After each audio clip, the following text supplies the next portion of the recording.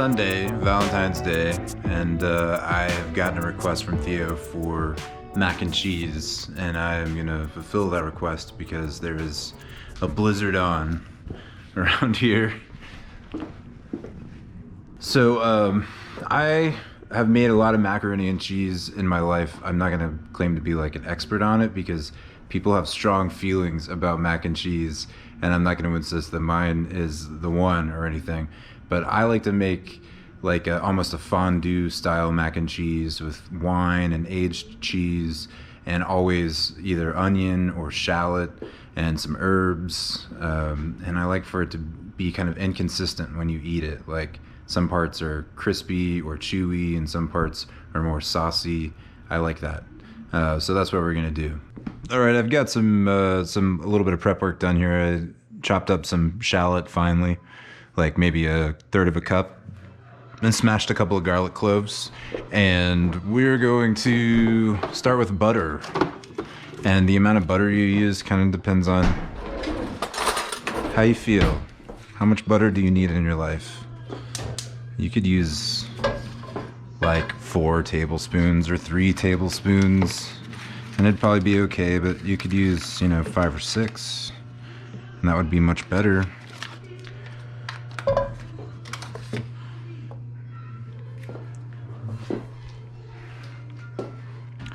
I'm gonna use just a touch more.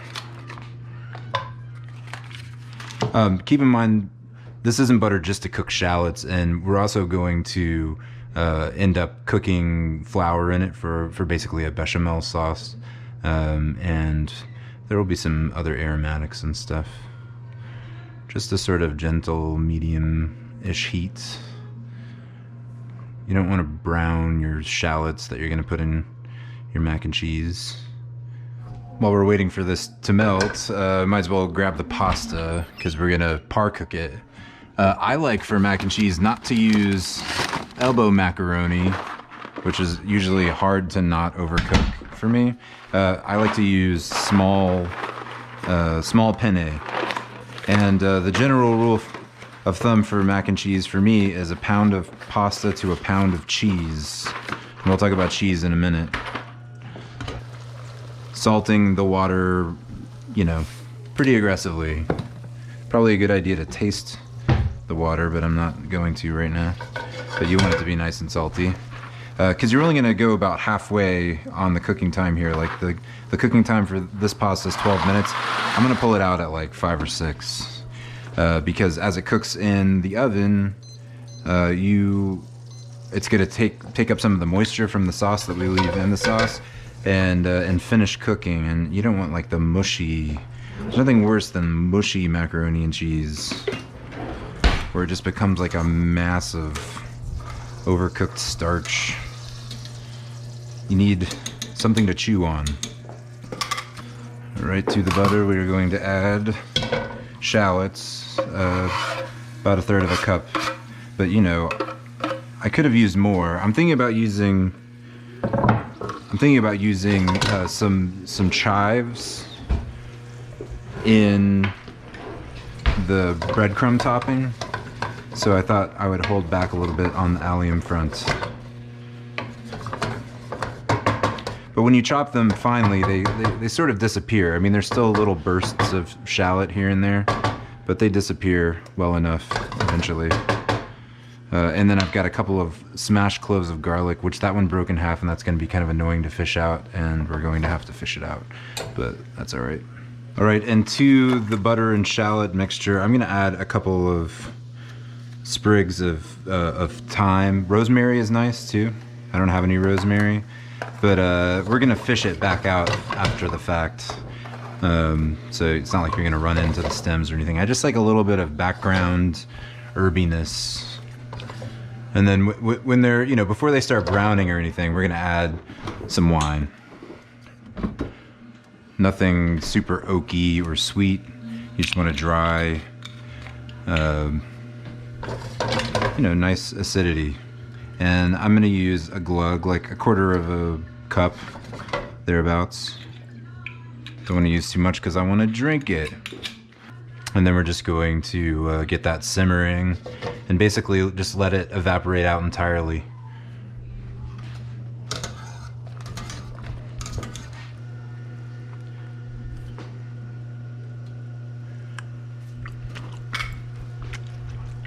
All right, it's no longer like biting straight into a crunchy piece of pasta. It's a little bit cooked all the way through, but nowhere near finished. This is the only time to ever use a colander when you're cooking pasta, and certainly the only time to ever run water over your pasta after cooking it, which is normally a big no-no. But here we just want to stop this from cooking. And you want to leave it a little bit hot so that it can get rid of the rest of the water. All right, now would be a good time to think about cheese. So like I said, a pound of cheese to a pound of pasta. And I like to use aged cheese, like aged cheddar and Gruyere. This leaves us a little shy. I've got some old Gouda would do it. Actually, I feel like somewhere in here I have a little bit of, yeah, here we go.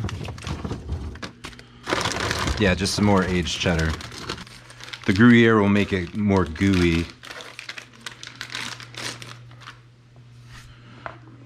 So that's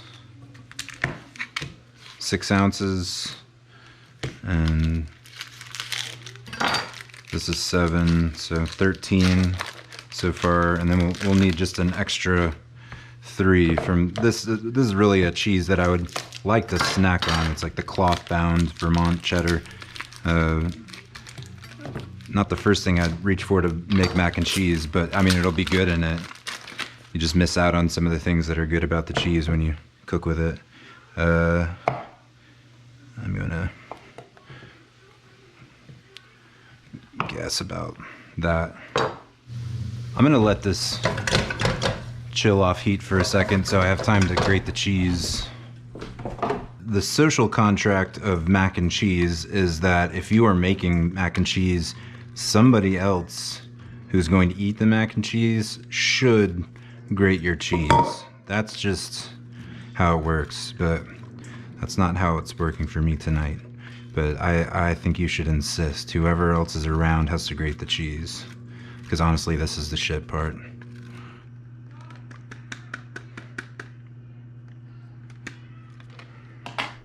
Alright, it's time to fish out the garlic and the herbs. This is cooled down enough for me to touch with my fingers. And turn the heat back on, and we're going to add some flour. I'm going to use maybe 3 tablespoons-ish. You might need more if you were going to use like a lot of milk.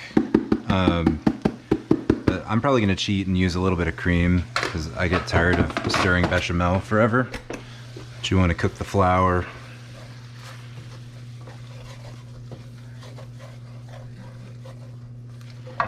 In the pan for a little bit, get it toasty.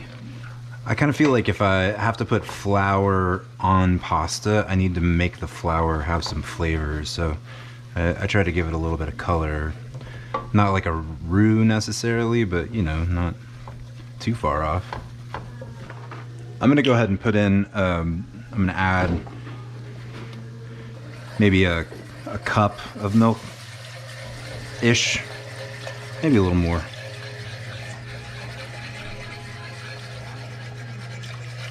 That was probably a cup and a half. And I'm just trying to whisk to get the flour incorporated and turn up the heat a bit. I don't know, I guess I'm feeling like adding more milk. Sometimes this happens to me.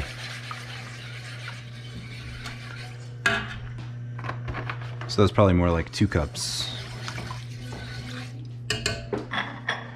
And after you use the whisk for a while and you get it all incorporated, you just want to get this to start simmering. So you turn the heat up till it simmers, and you got to just keep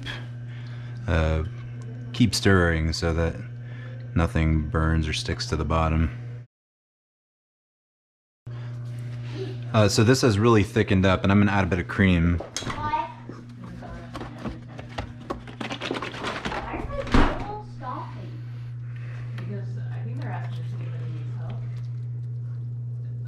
About a half a cup.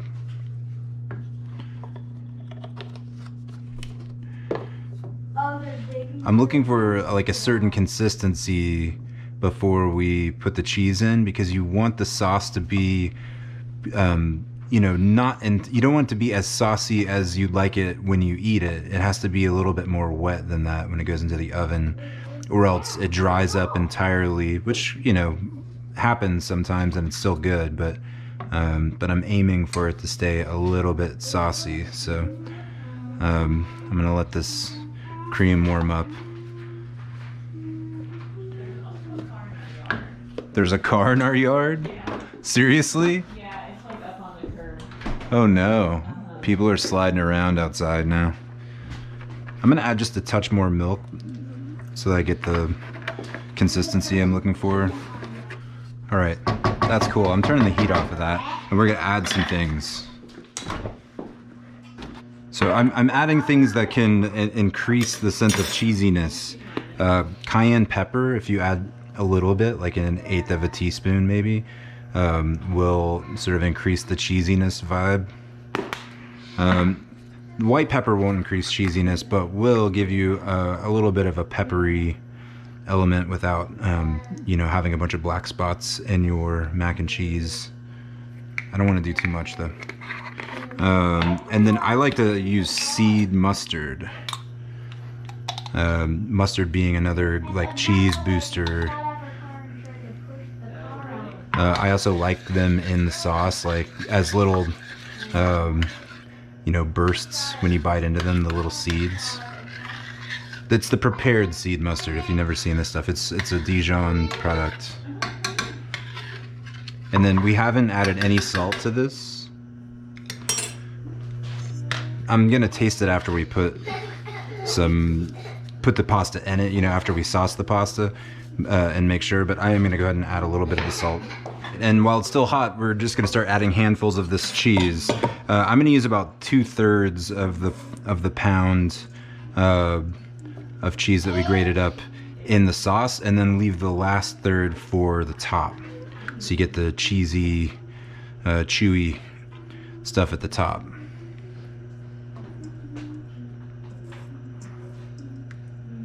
And you just sort of add it slowly before you move on. I might, I've been experimenting lately with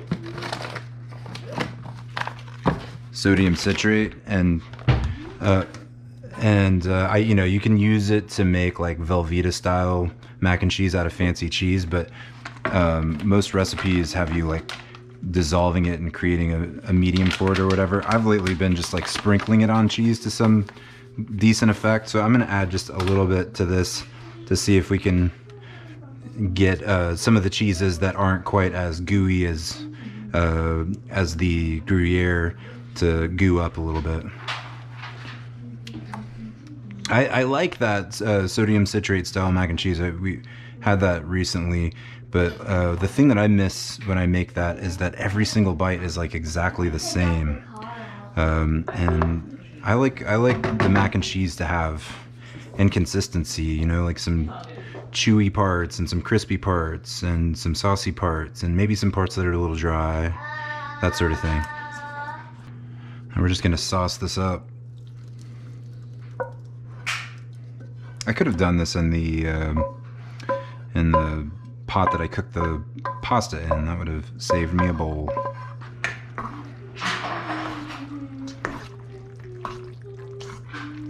Wish I had a little bit of pasta water. I might add it, but I poured it all down the drain in the colander.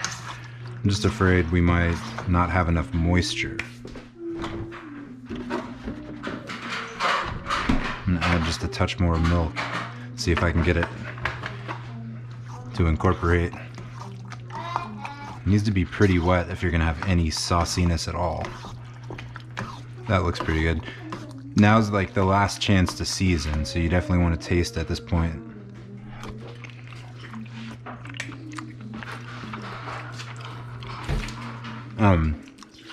It needs a lot more salt, so.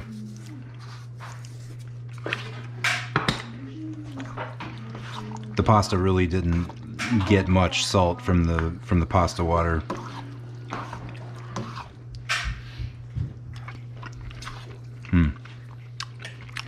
It's amazing how salt makes cheese like cheesy. The pasta itself still needs a bit more though. What is it, baby? You want a bite of cheese? You want a bite of cheese? Here you go. Ah. Do you like that? Oh no, we dropped it. 5-second rule. Oh, and I was just pinching salt, so that's really salty. Sorry, my fingers were salty. Did that, you want some water? Was that like scary salty? Here you go. Sorry, it was on my fingers, it's not the cheese. All right, to gild the lily a bit, in the final step, I'm gonna make kind of a breadcrumb mixture. So I've got some chives that I'm just gonna thinly chop because I don't want, we're gonna put this in the food processor, but I'm gonna put the chives in at the last second because otherwise, if you're making a sort of crispy topping with chives and you put it in with the breadcrumbs will turn green, which isn't as enjoyable. You just want like flecks of green. I'm gonna use homemade breadcrumbs. Sorry about the light. But you can also use panko. I mean, panko makes super delicious mac and cheese topping. The homemade breadcrumbs, especially if it's from a loaf with a good amount of whole wheat, add kind of a wholesome vibe that I like when I'm having mac and cheese for some reason. I'm just gonna add like a couple of tablespoons of butter. This is cold butter. I'm gonna chop it into little cubes.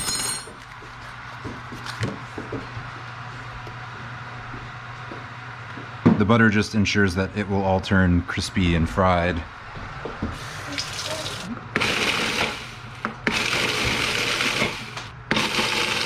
Basically just do this till the butter is incorporated and you don't see any butter chunks. A few butter chunks is fine. Now I'm gonna add the chives.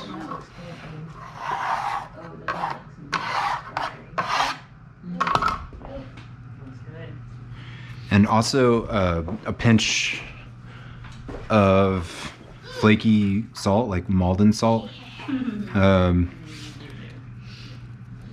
That will just sort of pop when you bite into it.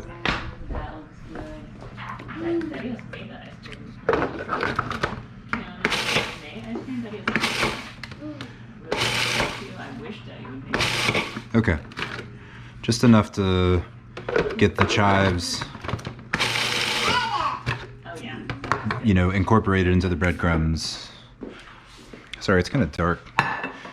And I'm just gonna butter the vessel a little bit. I've got this little cast iron. It's not cast iron, it's porcelain, ceramic. I don't know what you call it.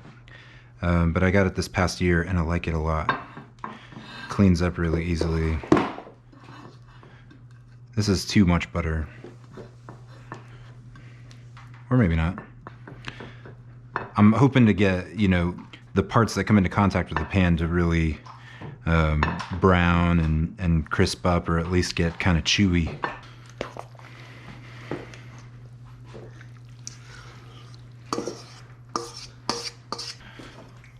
Then we're just gonna top with the rest of that cheese.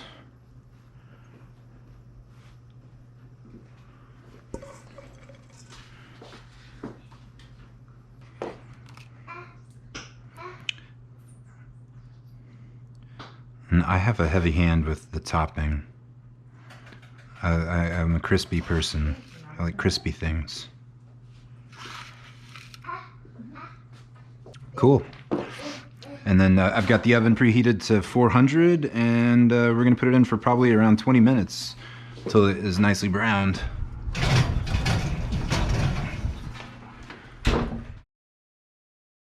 All right, it's been 20 minutes and it's looking, I just looked a second ago and it's looking kind of bubbly and nice, and that's cool. I would like a bit more color on top, so I'm gonna turn the broiler on. Hey boys, do you wanna wear shirts at dinner, perhaps? Let's check it out. Oh. Cool, I'm gonna let it sit for, you know, a little bit, 5 minutes maybe, just to chill out and be servable. You don't want it to be like molten lava when you serve it. All right, I've let it sit for a second. Let's check it out.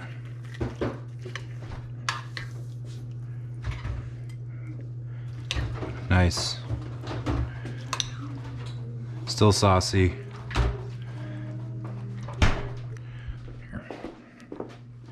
All right. You want to bite? It's really hot. Here. And I'll give Abe Happy Valentine's Day. Happy Valentine's Day, buddy. I love you guys. Merry Christmas, because it's snowing. Merry Christmas, because it's snowing. Blow on it a little bit, and I'm gonna serve you some. I just have to take a bite. Okay, there it is. There's yours to take a bite of. Mmm. Oh man.